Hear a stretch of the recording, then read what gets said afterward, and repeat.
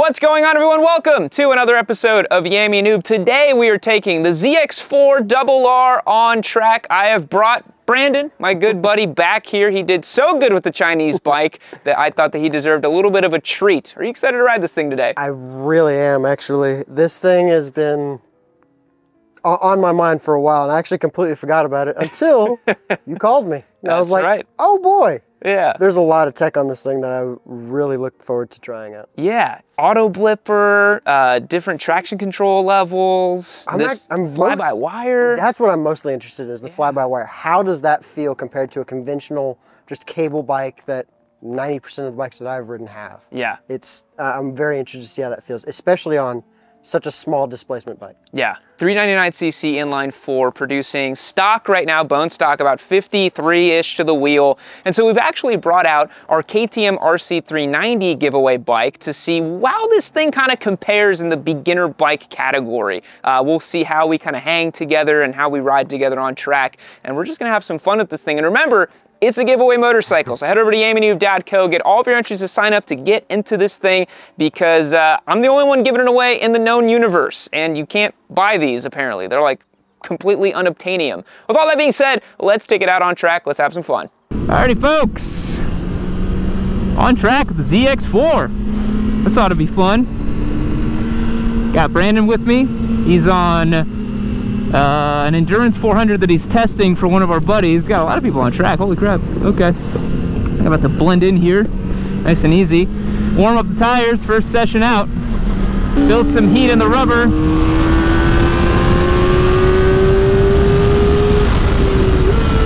Nice and easy. So the fly-by-wire throttle, I'm already noticing it's very twitchy. Very twitchy fly-by-wire, leads to you having to have really precise inputs. Winding it out. Auto blipper is amazing on this bike. Works really well. Doesn't upset the bike at all. Really nice. Still building some heat. We got the back straight here. Be able to pile on some heat into the rear.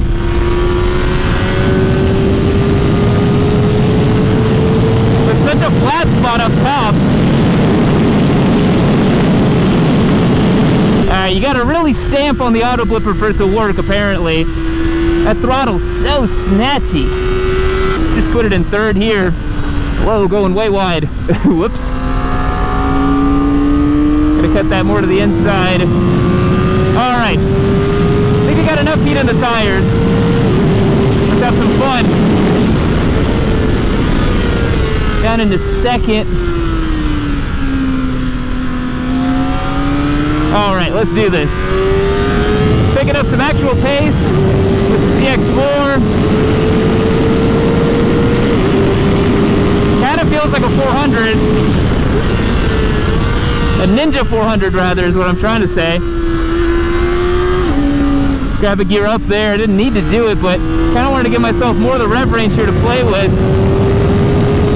Save myself a gear.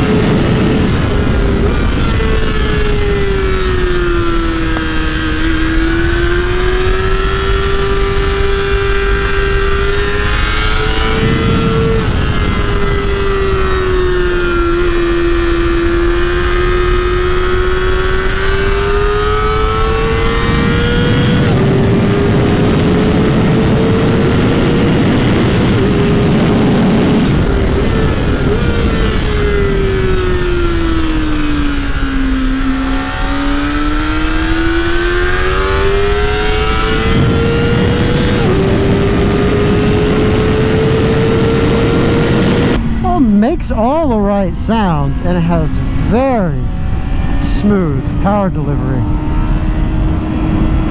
This thing is pretty sweet. Alright, down feels pretty good. Get past this guy real quick.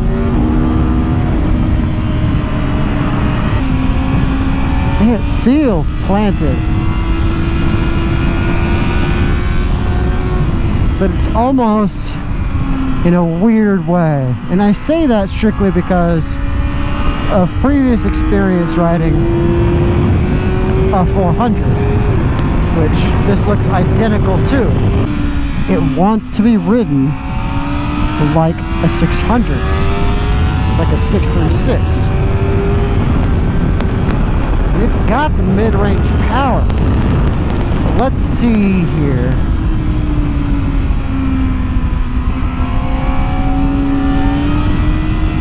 It doesn't have the low end. Look.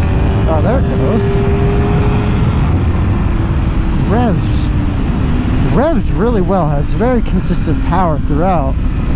Would like a little bit more on the low end. It just doesn't feel like it gets off of the corner very well until it hits about 11, 12. Yeah, look, bogging.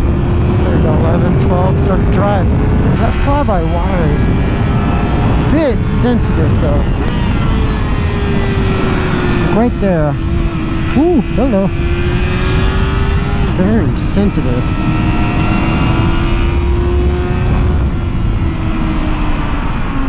You think you're off and you're actually at 5–10% throttle. It feels good. It's messing with the head though a little bit. It's all of the chassis feeling you get from this bike. As a 600, that feels really good. If you rode this like a mini bike, like a 400 or a 390 even, if you took the same lines and treated it the same way, it didn't get good responses. I can only imagine that's because of the lack of torque down below. Because below 11, this thing is pretty useless. And I say that lightly. I don't mean useless, but in comparison to mini bikes, for other 400s, the twins and the singles, it's useless in comparison to those. It holds the line really, really well. The braking is very, very stable.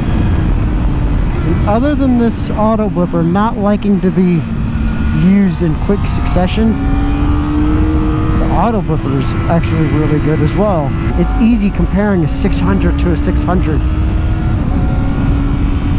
I'm trying to process exactly how this feels. Just take everything in slow motion. As much as I can, at least. Slowly but surely I'm figuring this bike out. At least in my world, it is difficult to say exactly how this bike is amazing, let's say. Just because there are things that technically this thing goes against that are better in almost every way. And I know that is a race bike compared to a stock bike, so I'm trying to imagine exactly what a stock bike versus stock bike, or even this thing, would be like built. It's very difficult to say. Checker flag. We'll definitely do some more laps on this thing, try to get a hot lap in.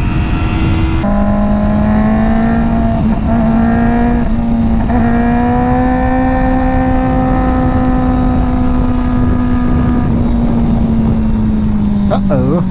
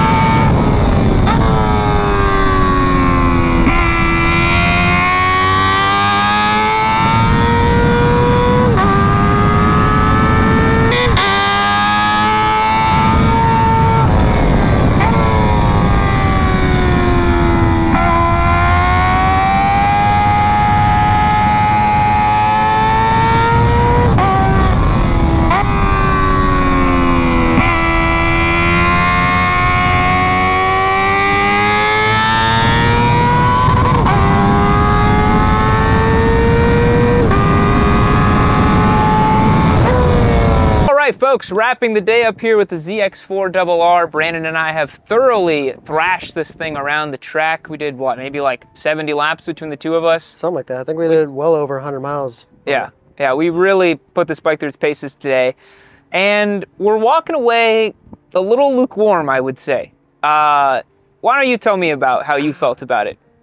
As a track bike. As a track bike, I can see where the fun would be.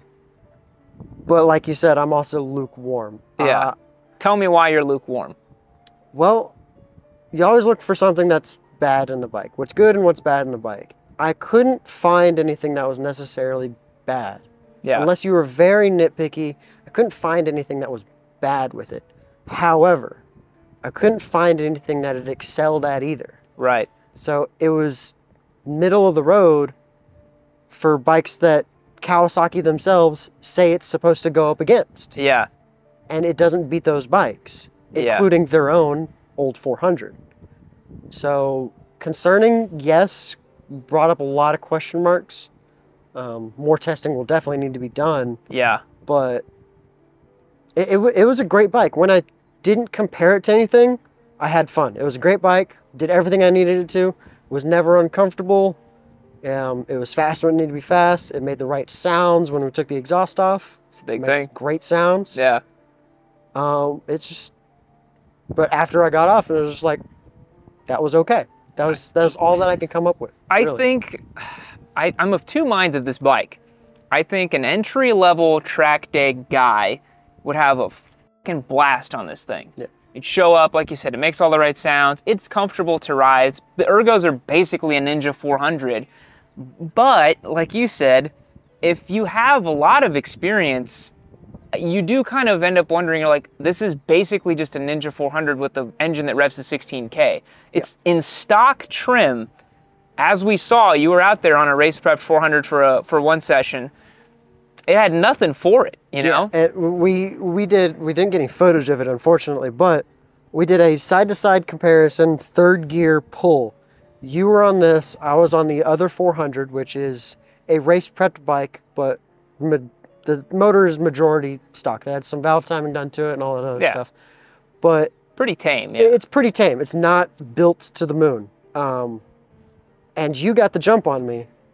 And you were still left in the dust on just a third gear pull. You super skywalked me. Yeah, like you left me like I wasn't really even trying. Yeah. You know, like that's sad for this bike. It is, because if you are not above 11,000 on this bike, nothing. There's nothing there. The lack of torque makes this challenging to ride. It does. You have to be inch perfect with this thing all the time. If you miss a gear, if you're not in the right revs, you have no power. And the way it's detuned in the stock trim, it has literally nothing up top right now. It's very disappointing. Yeah, your sweet spot's gonna be 11.5 to just under 13, I would say, and that's about it. Because after it gets to 13, it falls on its face again. Yeah. And then it just keeps revving to 14.5, and you upshift, and then just like it makes cool sounds and noises, but there's nothing happening. Like on a regular 600, you get up to the red line, it's pulling all the way to the top, and it feels awesome. Exactly. Like the more you rev, the faster you go. This, it's kind of like it just kind of ends, you know, and you're like, I'm revving harder, but I'm not really moving more. All day, I would go down the back straight and be full,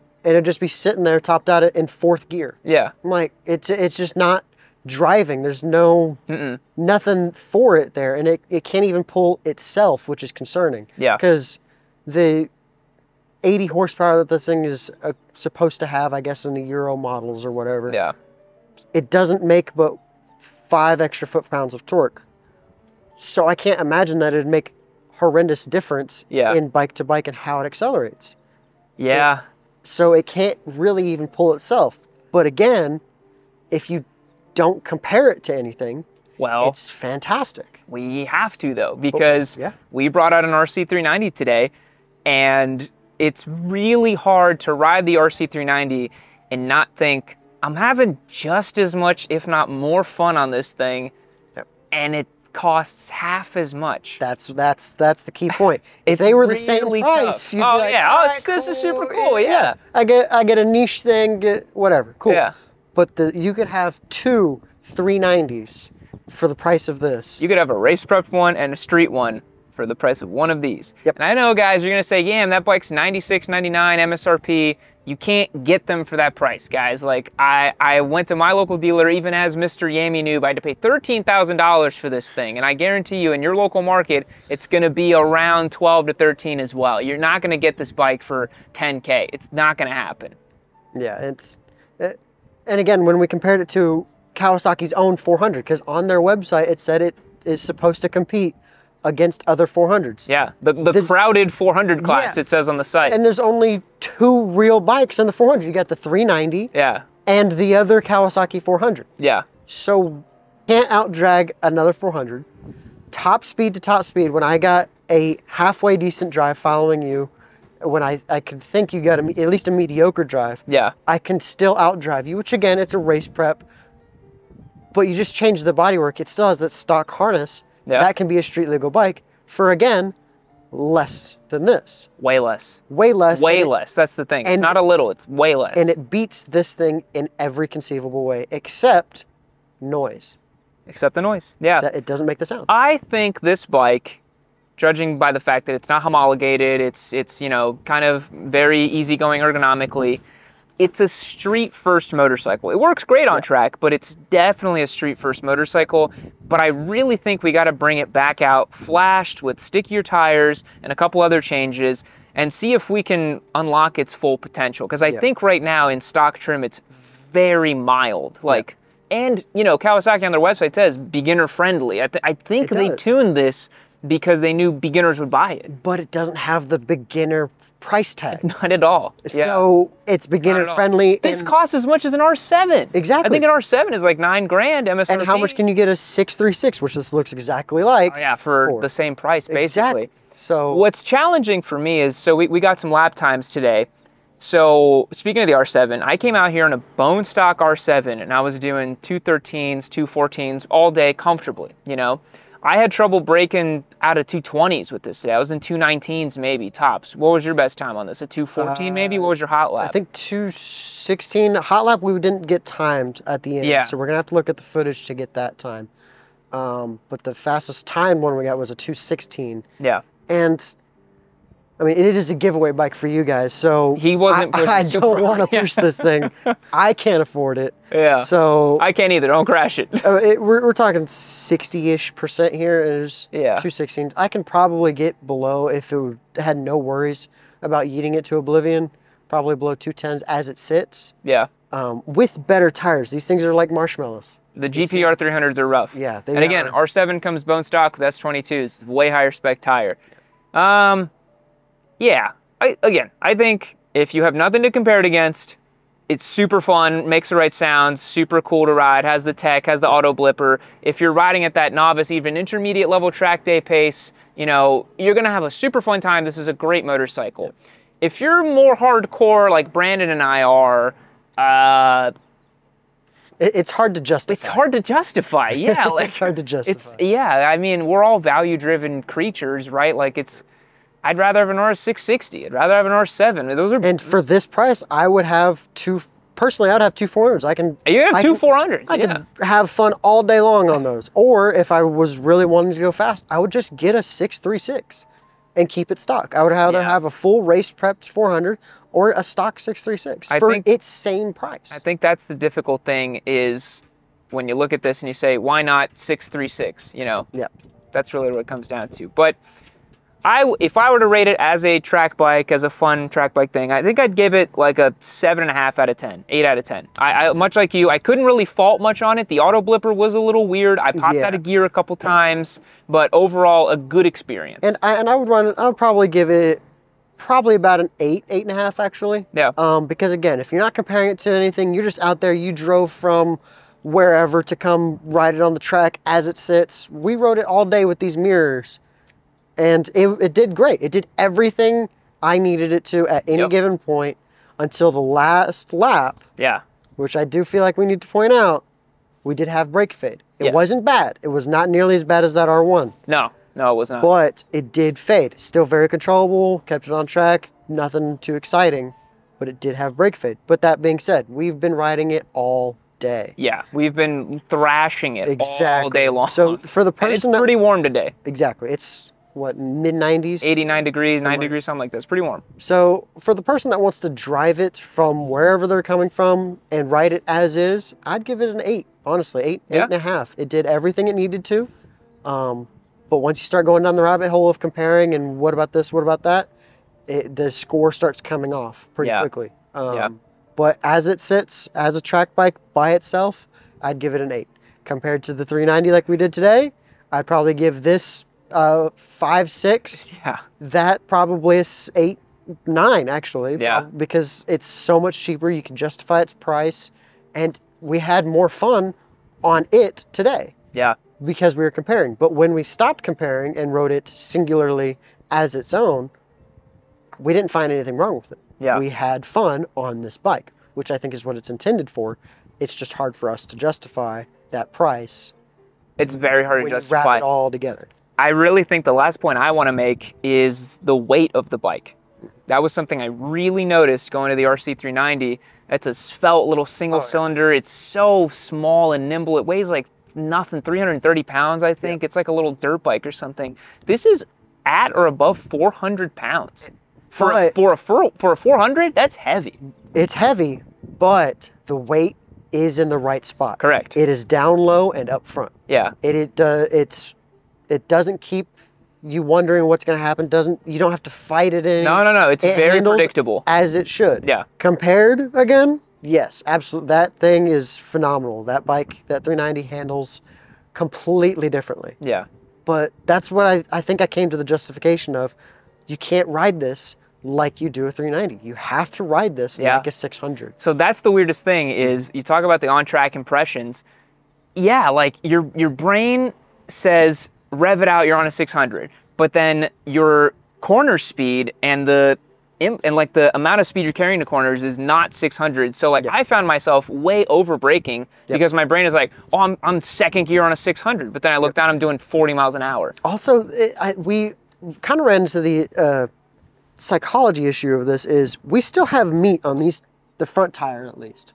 Yeah. On the back, we don't. Well, there's some spots where we rode on the sidewall of this tire, but we're leaning over as much as it can, but the bike wants more. Yeah. It wants to be leaned over more, but we just couldn't deliver that because we didn't have any extra rear to give it. I found the feelers here a little bit. Yeah, we found those. Up. We scraped those a couple times. I actually scraped them on the last session. Yeah. I'm glad you brought that up. And it is weird because it messes with your head because you get all of the sounds and the vibrations and everything you're supposed to of the 600, but you get the feel and the ergonomics of everything that a mini bike or a 400 should give you. So you don't really know how to ride it. The better of the scenario that I know of, ride it like a 600. Yeah. Take the big bike lines. Exactly. Yeah. Give it the revs that it wants to, brake like it. But then there's like no torque. But there's no torque to get you out of the corners. Yeah. And that's why you can't ride it like a mini either. No. Because it's not that it wouldn't do anything you needed it to do. It would do everything you needed to in a certain situation that you put it in. But it did not feel as comfortable or confidence inspiring, I'll say. Yeah. If you rode it like a mini bike. Tight lines, in, out, using torque that it doesn't have to get out of the corners. Yeah. Well, guys, more testing to be completed on the ZX4. I think we have to come back. It's not that I'm just want to come back and keep thrashing the bike on track, although it is built for this, it'll be fine. But yeah, I want to get it flashed, exhaust, better tires, direct line brakes, and just see what happens, you know, and is it better? Is it, you know, more capable of competing with the Twins Cup bikes? Because that's really where this is competing. If you think about the fact that it's multi-cylinder, the price point, the power it claims to have, that kind of sounds like an R7, 80-ish horsepower, 400 pounds, $13,000, $12,000. That's an R7, basically. And stock for stock with me on it, I would drag this through the fucking parking lot with an R7, dude. Like, I was 6 seconds faster than an R7. 100%, and you weren't even trying. I wasn't even trying, yeah. And it's very weird. We need to do the testing to figure out where it falls. Yeah. To even see if it's supposed to be there. What what did Kawasaki make this bike for? Yes. That's what we need to figure out. That's what we need to figure out, and that's what we're going to be talking about in another video. So guys, thank you so much for tuning in for the on-track performance testing of the ZX4R. We hope you enjoyed it. Remember, this is a giveaway motorcycle. It's one of the only ones in the world being given away. I think the only one. So hit that link down below at yamanoob.co. Sign up and get your entries locked in. Thank you so much to Brandon for being our test rider, our Stig of sorts, to really put the bike through its paces. And we'll catch you guys in the next one. See you later. Brother, only one thing to say to you today. While we sit here, taking a knee, it's a special moment, me and you hanging out here. Do it. I don't even got to tell you what to do. You already know what to do. You've made it to the end of the video. You got the time. I know you're sitting there. You want to make sure that you can keep watching yourself some Yami Noob. So what you want to do, just click that video right over here. Do it.